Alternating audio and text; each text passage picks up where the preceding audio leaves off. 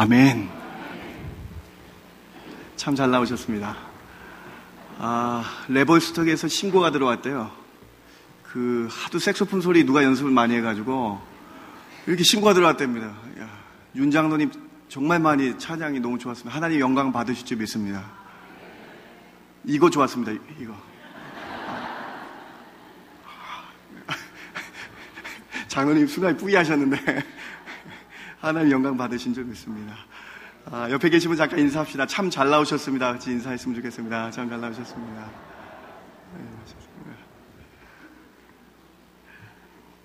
제가 잠깐 기도하고 우리 마음을 모아서 하나님 말씀 듣는 시간 갖도록 하겠습니다. 제가 잠깐 기도하겠습니다. 하나님 참 감사합니다. 저희를 품어주셨다가 이렇게 다시 만나게 하여 주시고 그 만남 가운데 오늘 예배 드릴 때에 하나님 말씀 듣는 시간 갖게 하여 주시옵소서. 다시 한번 하나님 말씀으로 새롭게 되는 은혜의 시간 되게 하여 주시옵소서. 살아계신 하나님의 말씀이 나의 심령을 쪼개는 귀한 시간 되게 하여 주시옵소서. 함께 하여 주실 줄 믿고 감사합니다. 예수님의 이름으로 기도드렸습니다. 아멘. 이 사람은 누구일까요? 문제를 내고 시작하기를 원합니다. 한번 맞춰보십시오. 베냐민 지파 사람입니다. 벌써 답을. 기스의 아들입니다. 짜고 한 게 티가 나잖아요. 다시 베냐민 지파 사람입니다. 기스의 아들입니다. 용모가 준수한 청년입니다. 백성 중에 다른 사람들보다 어깨가 그 위만큼 크다라고 성경에 기록되어 있습니다. 누구입니까? 짜고 하는 게 티가 나는데, 네. 사울입니다, 여러분. 사울. 오늘 성경은 사무엘상 9장 2절에 사울에 대해서 이렇게 증거하고 있습니다. 준수한 청년이고 소년이다. 다른 사람들보다 키가 모든 백성보다 어깨 위에 더 크더라. 그런 사울이었던 것이죠. 이스라엘의 초대 왕으로 뽑힌 왕입니다. 어르신 세대에서 누가 이런 사람이 있었어요? 신성일 아저씨? 제가 잘 몰라서 제 교육자들한테 여쭤봤어요. 이런 사람 누가 있는가? 장동건, 원빈, 김수현, 차승원, 그리고 김현목. 죄송합니다. 네. 저런 이런 멋쟁이 사울, 이런 멋쟁이, 이런 참 준수한 청년 사울이 오늘 본문에 보니까 넘어집니다. 그것도 왕이 된 지 2년밖에 지나지 않았는데 넘어집니다. 40년의 통치를 할 사울이 2년밖에 지나지 않았는데 하나님의 말씀을 가볍게 여기고 넘어집니다. 하나님을 찾지 못하는 안타까운 현실을 우리는 볼 수 있는 것입니다. 도대체 왜 이 준수한 청년이 넘어졌습니까? 도대체 어떤 이유가 키가 크고 멋있는 사울을 넘어뜨린 것일까요? 저는 오늘 이 아침에 사울이 넘어진 이유들에 대해서 말씀에서 정확히 찾아보기를 원합니다. 오늘 본문 말씀을 통해서 어떻게 사울이 넘어졌는가를 살펴보고 나는 혹시 사울처럼 넘어진 부분이 있는가? 나에게 교훈이 되기를 원합니다. 도대체 왜 사울이 넘어졌습니까? 첫 번째로 사울이 사람들을 보았기 때문에 넘어졌습니다.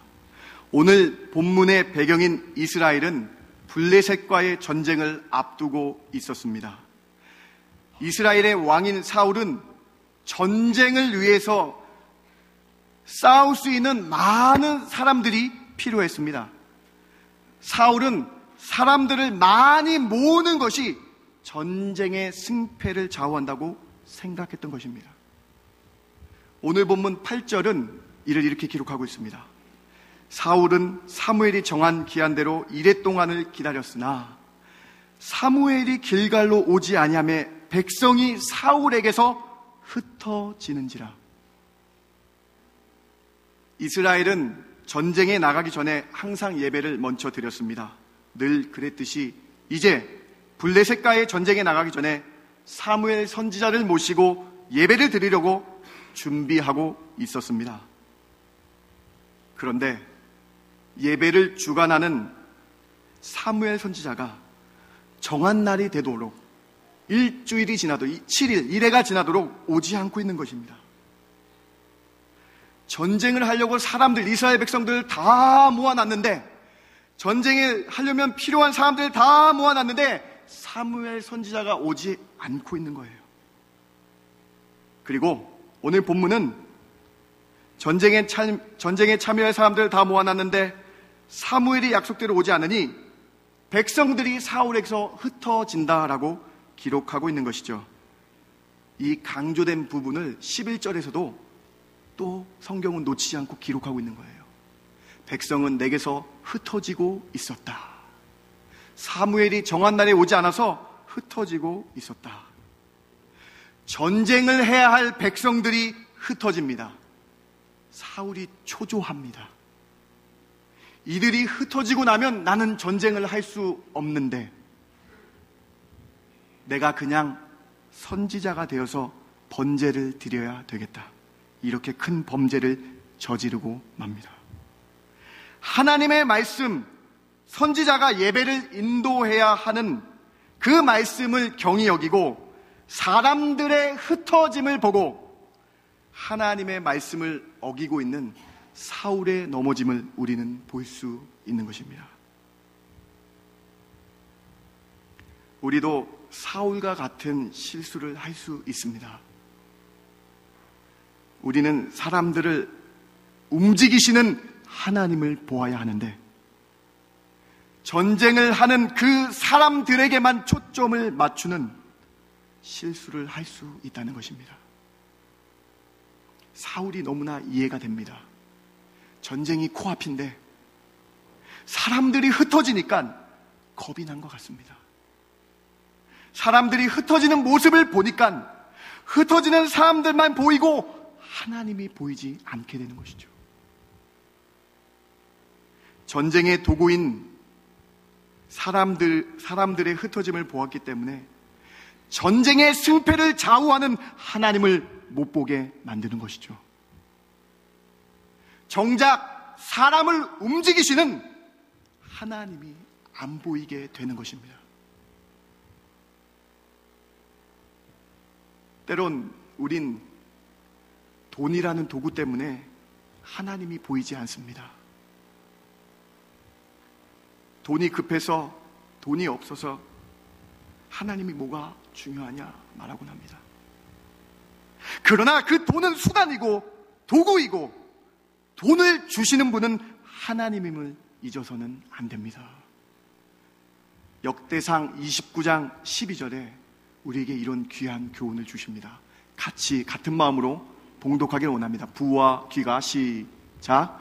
부와 귀가 주께로 말미암고 또 주는 주자가 되사 손에 권세와 능력이 있사오니 모든 사람을 크게 하심과 강하게 하심이 주의 손에 있나이다. 돈이라는 도구는 주께로 말미암고 사람을 강하게 함과 약하게 하심은 하나님의 손에 있다. 사랑하는 성도 여러분, 도구 때문에 하나님을 놓치는 안타까운 넘어진 이 사울의 모습을 보시고 그 도구를 움직이시는 하나님만 찾으시는 여러분 되시길 주님의 이름으로 부탁을 드립니다. 우린 때론 권력이나 지위나 명예라는 도구 때문에 하나님의 영광을 가리고 넘어지는 경우를 종종 봅니다. 명예만 탐하다가 권력만 탐하다가 그 근원이신 하나님을 못 보는 안타까운 현실을 우리는 세상에서 많이 볼 수 있습니다. 그러나 바울 선생님도 이 모든 명예와 권세와 권력도 하나님께서 난다라고 로마서 13장 1절에 우리에게 말씀해 주시죠. 권세는 하나님으로부터 나지 않음이 없나니 모든 권세는 다 하나님께서 정하신 바라. 사랑하는 성도 여러분, 우리는 그 전쟁의 승패의 근원인 여호와 하나님을 보아야 합니다. 도구인 사람을 보면 넘어지게 된다는 것입니다. 사울은 사람들의 흩어짐을 보고 하나님을 못 보았기 때문에 넘어지고 말았다는 것이죠. 오늘 성경은 우리에게 이렇게 권면합니다. 호세아 1장 7절에 우리의 구원은 여호와 하나님 그 한 분께 있다. 우리의 구원은 도구인 활과 칼이나 전쟁이나 말과 마병으로 구원하지 아니하겠다. 우리의 구원은 여호와 하나님 그 한 분이다. 다윗이 사무엘상 17장 47절에 우리에게 이렇게 권면합니다. 전쟁은 여호와 하나님께 속한 것이다. 어찌 너희가 칼과 창에 관심을 두겠느냐? 도구인 칼과 창에 관심을 두고 나를 못 보고 있느냐? 말씀하고 있는 것이죠. 이러한 고백 가운데에 우리는 도구인 사람들만 보지 않고 그 문제의 해결인 하나님을 보아 믿음으로 승리하시는 여러분 되시길 주님의 이름으로 축원을 드립니다. 도구인 사람을 모이게 하는 분은 여호와 하나님임을 기억해야 한다는 것이에요. 도구인 돈을 주시는 분은 여호와 하나님 한 분이라는 사실을 기억해야 된다는 것이에요. 명예와 권세를 주시는 분도 우리 주 하나님 한 분이시라는 사실 깨닫고 그 주님만 바라보시는 이 아침 되길 주님의 이름으로 축원을 드립니다. 두 번째로 사울이 왜 넘어졌습니까? 하나님의 말씀을 가볍게 여기고 형식적인 예배를 드렸기 때문에 넘어졌습니다. 예배를 드리는 사울의 자세가 잘못되었기 때문에 넘어졌다라고 성경은 기록하고 있습니다.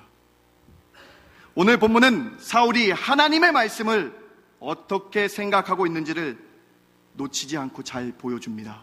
오늘 보면 맨 마지막 12절의 말씀입니다. 사울이 하나님의 말씀은 하나님의 선지자가 예배를 드려야 될 이 말씀을 자신이 부득이하여 어쩔 수 없이 번제를 드렸다라고 변명하고 있는 것이죠. 사울은 사무엘이 오지 않아 어쩔 수 없어서 자신 마음대로 예배를 인도하였다라고 변명하고 있습니다.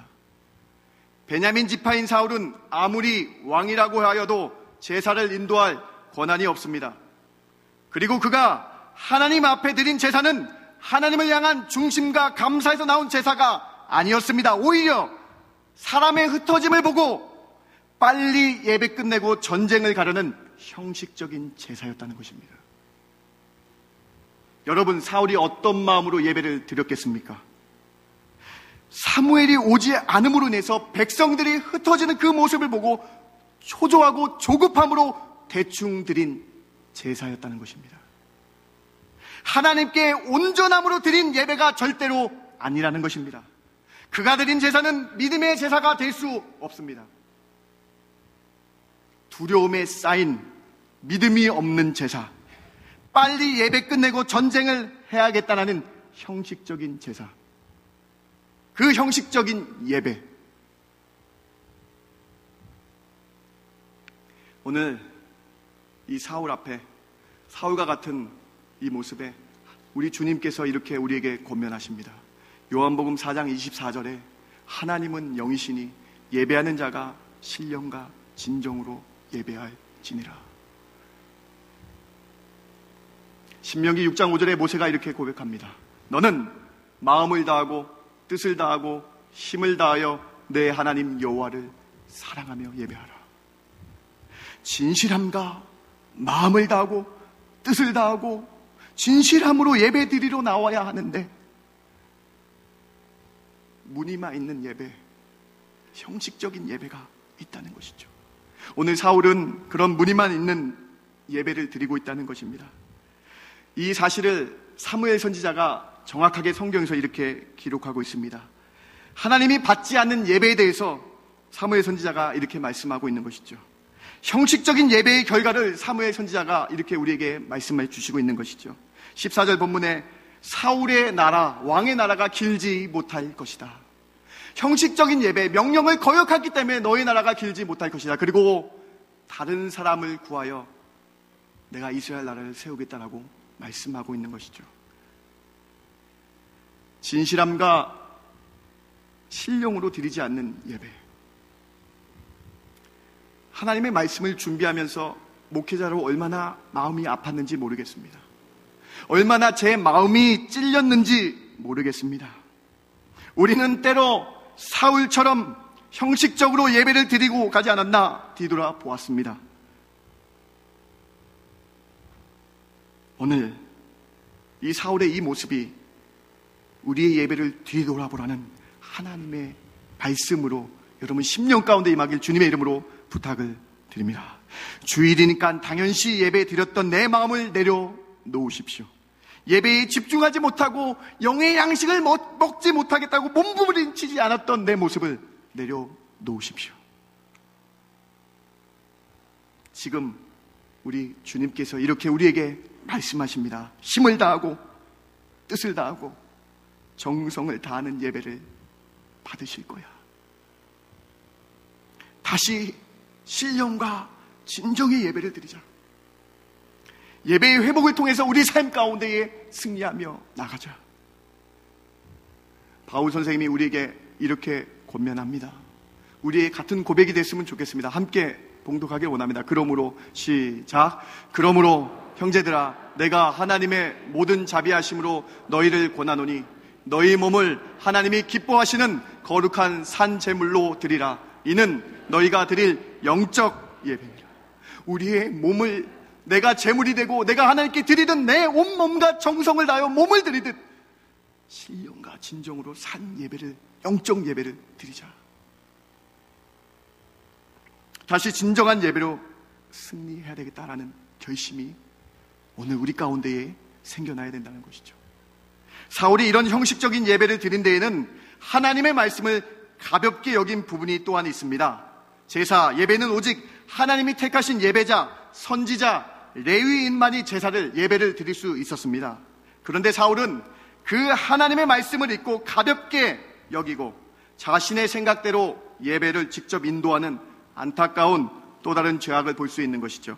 오늘 본문 12절에 부득이하여라는 이 단어는 아파크라는 히브리 원어인데 자신의 뜻대로 모든 임의로 정하여서 드리라는 것입니다. 율법과 규례를 따라서 드리는 것이 아니라 자신의 임의의 생각대로 드렸다는 것이죠. 그러나 예배는 자신 마음대로 드리는 것이 아닙니다. 예배는 하나님의 말씀 중심으로 드려야 합니다. 그러나 사울은 말씀을 따라서 드리는 것이 아니라 자신의 마음대로 주관하여 예배를 드렸다는 것입니다. 자신의 생각대로 예배를 드렸습니다. 사무엘 선지자는 이런 사울의 예배 드림의 모습을 이렇게 정확하게 지칭합니다. 오늘 보면 13절, 사울이 자신의 마음대로 드린 예배를 망령되이 드린 예배라고 말씀하고 있는 것이죠. 하나님께서 명령하신 말씀을 지키지 않았다라고 말씀하고 있는 것이죠. 하나님의 명령을 가볍게 여기고 자기 마음대로 예배 드린 것이 사무엘 선지자가 보기엔 망령되이 행하는 것이라고 우리에게 증거해주고 말씀해주고 있는 것이죠. 하나님의 예배를 자신의 방법과 생각대로 드렸다는 것입니다. 얼마나 무서운 행동입니까? 우리는 하나님의 말씀을 자기의 뜻과 생각대로 자신의 마음대로 취사 선택해서 들어서는 안 된다는 것입니다. 좋은 것만 드리려고 하고 복된 것만 찾으려는 마음은 안 된다는 것입니다.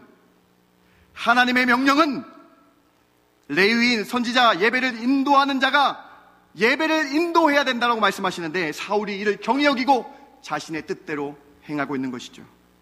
하나님의 말씀을 온전히 받아들여야 합니다. 하나님의 말씀을 마음 중심으로 온전히 받으시고 행하시는 중앙의 성도 되시길 주님의 이름으로 부탁을 드립니다. 좋은 말씀만 들으려는 것이 아니라 우리에게 회개가 필요하다면 회개하는 말씀도 받아들이시고 우리에게 힘써서 하나님을 찾으라고 하는 그 말씀도 나의 말씀으로 받으시고 힘써서 하나님 찾으시고 우리에게 네가 사랑치 못하는 원수도 사랑하라는 그 말씀도 하나님의 말씀을 받아들이시고 원수까지 사랑하는 온전히 말씀을 받아들이시는 사랑하는 중앙의 백성들 되길 주님의 이름으로 부탁을 드립니다. 세 번째로 사울이 위급하고 다급함의 환경만 보았기 때문에 넘어졌습니다. 오늘 본문 5절에 보면 이스라엘과 사울과 싸울 적들에 대해서 보여주는데 병거가 3만 명이었고 마병이 6천 명이었고 싸울 병사들은 해병의 백성들은 해변의 모래와 같았다라고 말씀하고 있죠. 이에 이스라엘 백성들이 6절에 흩어지고 위급함과 절박함을 보고 흩어지고 도망쳐 나아갔다는 것입니다. 사울은 위급함과 다급하고 절박한 환경만 바라보아서 하나님을 보지 못합니다. 블레셋의 병거 3만 명, 마병 6천 명, 모래와 같은 그 군대만 보이는 것이죠. 절박하고 위급한 상황에서 하나님을 못 보고 있는 것이죠. 이런 절박한 환경 때문에 넘어지는 안타까운 모습입니다. 우리도 이러한 절박하고 어려운 현실 때문에 많이 넘어지는 것 같습니다. 목사님, 재정적으로 어려워서 하나님 찾는 것이 어렵습니다. 목사님, 하루하루 살기도 바쁜데 어떻게 하나님께 나와 예배를 드릴 수 있겠습니까? 우리의 모습입니다. 나의 모습입니다. 저의 모습입니다. 그러나 하나님은 우리에게 어려운 환경과 절박한 상황 속에서도 하나님이 인도하실 것이라는 믿음을 가지라고 말씀하고 있습니다. 시편 23편 4절에 내가 사망의 음침한 골짜기를 다닐지라도 해를 두려워하지 않을 것은 주께서 나와 함께 하심이라. 주의 지팡이와 막대기가 나를 안위하시나이다. 사망의 음침한 골짜기를 다닐지라도 절박한 환경에 거하여 있을지라도 나를 미워하는 원수가 나를 조롱하는 그들이 나의 목전에 와서 나를 괴롭힐지라도 금전에 엄청난 압박이 있을지라도 우리는 그 위급함과 절박함의 사망의 음침한 골짜기에 무릎 꿇지 말고 주께서 나와 함께 하실 것이라는 믿음으로 나아가야 된다는 것입니다. 이 말씀을 믿으셔야 합니다. 사망의 골짜기 같은 위급한 나의 문제들, 해결될 것 같지 않은 이 문제들, 주님이 나와 함께 하시면 해결될 것을 믿고 여호와는 나의 목자시니 내가 부족함이 없습니다. 주님이 나와 함께 하시면 해결함을 믿고 여호와는 나의 목자시니 내가 부족함이 없습니다 고백하시는 사랑하는 중앙의 성도들 되시길 주님의 이름으로 부탁을 드립니다. 저는 오늘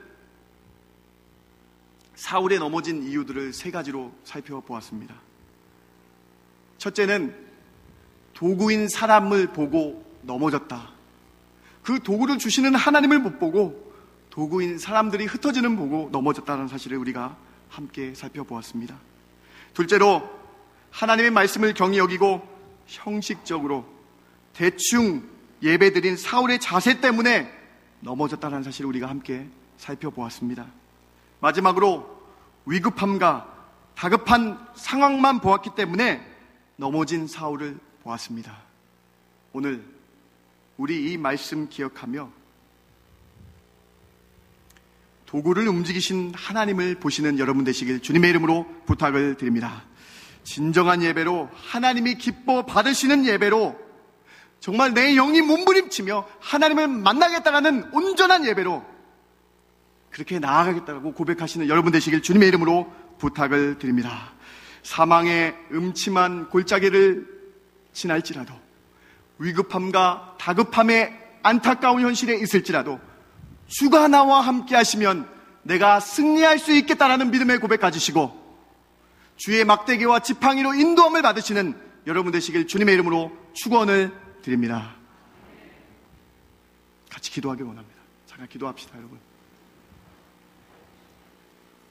여러분 오늘 이 말씀이 여러분에게 어떻게 들려지십니까? 오늘 우리가 그 도구 때문에, 사람들 때문에, 돈이라는 도구 때문에, 환경이라는 도구 때문에 넘어지지 않았습니까? 그러나 그 도구를 움직이시는 하나님을 보길 원합니다. 결단하는 시간 갖기를 원합니다. 다시 한번 진정한 예배로 나가겠습니다 고백하십시오. 신령과 진정으로 예배 드리겠다라고 고백하시길 바랍니다. 모든 상황 속에서, 위급하고 다급한 상황 속에서도, 사망의 음침한 골짜기를 걸을지라도 주님이 나와 함께 하시면 이길 수 있다는 그 마음 가지시고 다시 믿음으로 이겨내겠다라고 고백하는 이 시간 되길 원합니다. 여러분, 그러한 우리의 믿음의 고백이 있기를 원합니다. 다 같이 통성으로 우리 말씀 생각하며 기도하기 원합니다. 결단하기 원합니다. 함께 기도하겠습니다. 하나님 참 감사합니다. 오늘 우리에게 이 사울의 넘어짐을 통해서 우리가 결단하게 하시고 기도하게 하시며, 하나님 우리가 정말 주님을 바라보게 하여 주셔서 참 감사합니다. 하나님 결단하는 시간 되게 하여 주옵시고, 하나님을 바라보는 이 시간 되게 하여 주시기를 원합니다. 하나님 다시 한번 주님 바라보는 시간 되게 하여 주옵시고, 신령과 진정함으로 주님께 나아가는 저희들 되게 하여 주시기를 원합니다. 하나님을 사랑하는 마음이 있게 하여 주시옵시고, 하나님을 온전하게 바라보는 저희들 되게 하여 주옵시고, 온전함으로 하나님께 나아가는 저희들 될 수 있도록 주여 도우시기 원합니다. 하나님 환경 바라보지 않게 해주시옵시고, 위급하고 사망의 음침한 골짜기만 바라보지 않게 해주시옵시고, 주님 바라보게 하여 주셔서 주가 나와 함께 하리라, 주가 나와 함께 하시는 그 하나님만 바라보게 하여 주셔서 온전함으로 나가는 저희들 되게 하여 주시기를 원합니다. 하나님만 찾는 저희들 되게 하여 주시기를 원합니다. 온전함으로 주님께 나가는 저희들 되게 하여 주셔서, 하나님 여호와는 나의 목자시니 내가 부족함이 없습니다 고백하는 저희들 되게 하여 주시기를 원합니다. 주여 붙잡아 주시고 함께 하여 주시옵소서. 주여 인도하여 주시옵소서. 주님 인도하여 주시옵소서. 주님 도구를 움직이시는 하나님,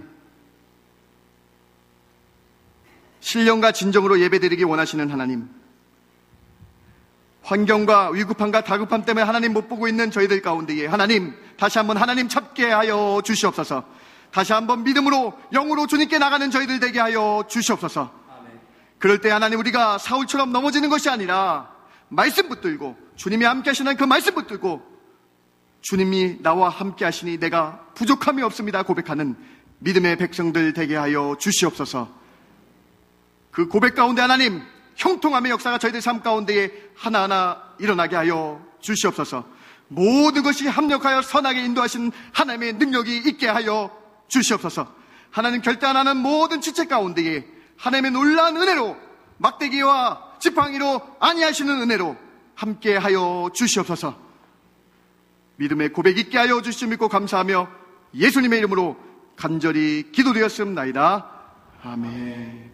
다 함께 일어나셔서 찬송가 391장 오 놀라운 구세주 찬양하고 오늘 예배 마치도록 하겠습니다.